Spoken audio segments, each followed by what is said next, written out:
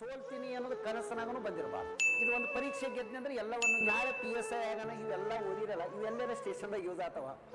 ಒಬ್ಬನಿಗೆ ಹಿಡ್ಕೊಂಡು ಬರ್ತೀರಪ್ಪ, ಹೇಳೋ ಅಕ್ಬರ್ನ ಅಪ್ಪನ ಹೆಸರು ಹೇಳೋ, ಬಿಡ್ತೀನಿ ಅಂತ ಹೇಳಿ ಬಿಡ್ಲಿಕ್ಕಾಗ್ತದ. ಪರೀಕ್ಷೆಯಲ್ಲಿ ಉತ್ತರಗಳನ್ನು ನಿಭಾಯಿಸುವ ನಿನ್ನ ಆಲೋಚನೆಗಳೇ ನಿನ್ನ ಮೈಂಡ್ ಸೆಟ್ ಮುಂದೆ ನೌಕರಿ ಮಾಡುವುದು.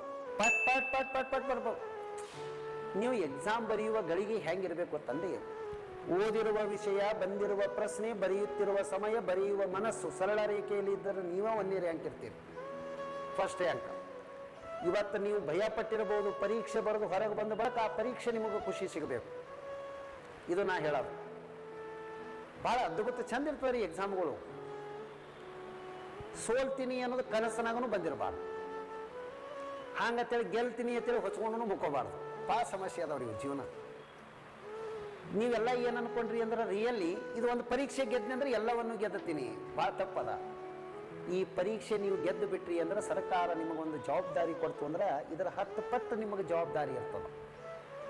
ಇಲ್ಲಿದಿಂದನೇ ನೀವು ಒತ್ತಡವನ್ನು ನಿಭಾಯಿಸುವ ಶಕ್ತಿ ಹೊಂದಲಿಕ್ಕೆ ಚಾಲೂ ಮಾಡಿರ್ತೀರಿ ಅಂದಂಗ. ಈ ಎಕ್ಸಾಮ್ ಅನ್ನೋದು ನಿಮ್ಮ ಸರ್, ನಾವೊಂದು ಕ್ವಶನ್ ನಂದು ಏನಂದ್ರೆ, ನೀವು ನಾಳೆ PSI ಆಗೋಣ ಇವೆಲ್ಲ ಓದಿರಲ್ಲ, ಇವೆಲ್ಲರ ಸ್ಟೇಷನ್ದಾಗ ಯೂಸ್ ಆಗ್ತಾವ. ಒಬ್ಬನಿಗೆ ಹಿಡ್ಕೊಂಡು ಬರ್ತೀರಪ್ಪ, ಹೇಳೋ ಅಕ್ಬರ್ನ ಅಪ್ಪನ ಹೆಸರು ಹೇಳೋ, ಬಿಡ್ತೀನಿ ಅಂತ ಹೇಳಿ ಬಿಡ್ಲಿಕ್ಕಾಗ್ತದ. ಇಲ್ಲಿ ಓದಿರುವ ನಾಲೇಜ್ ನಿರ್ವಹಣೆ ಮಾಡುವ PSI ಹುದ್ದೆಗೆ 1% ಸಂಬಂಧ ಇಲ್ಲ. ಮತ್ತು ಯಾಕೆ ತೋತಾರ ಸರ್ ಇವೆಲ್ಲ ನಮಗೆ ಅನಿಸ್ತದ. ನೀನು ವಾಸ್ತವಿಕ ಸ್ಥಿತಿಗಳನ್ನ ಹೆಂಗೆ ಹ್ಯಾಂಡಲ್ ಮಾಡ್ತೀಯ ಅನ್ನೋದನ್ನು ಇದ್ರ ಮ್ಯಾಗನೇ ಗೊತ್ತಾಗ್ತದೆ ಸರ್.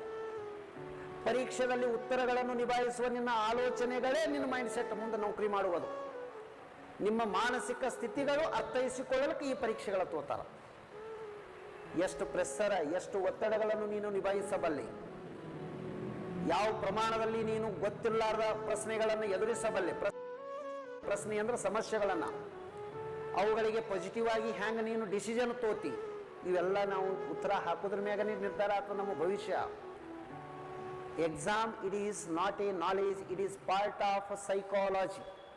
ಅದನ್ನು ಅರ್ಥ ಮಾಡ್ಕೊರಿತಾವು. ಏನು ಇಲ್ಲಿ ಸರ್ ತೊಂದರೆ ಇಲ್ಲ.